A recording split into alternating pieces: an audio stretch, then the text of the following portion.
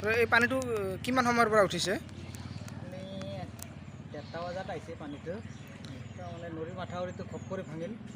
এগালত বাটে বেছি পানী পৰিছিল নেকি, তাৰ ফলত এনে তৎক্ষণাত আহি গৈছে। মানে ৰোধ কৰিব পৰা ক্ষমতাই নাই আৰু মথাউৰিটো ভাঙিছে। মথাউৰি বহুতো ভাঙিছে।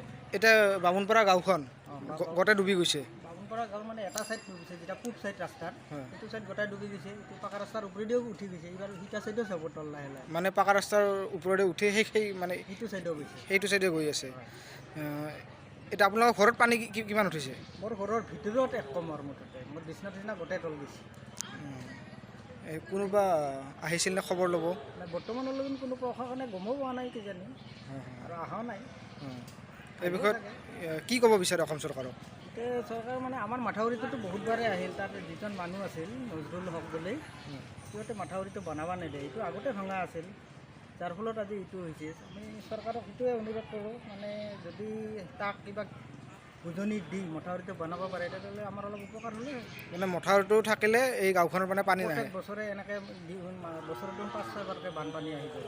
আগততো কোনোদিন অহা নাছিল আমাৰ এনেকুৱা পানী। মথাউৰিটোৰ কাৰণে মানে পানী আহিছে গাঁৱত। মথাউৰিটোৰ কাৰণে পানী আহিছে। ঠিক আছে।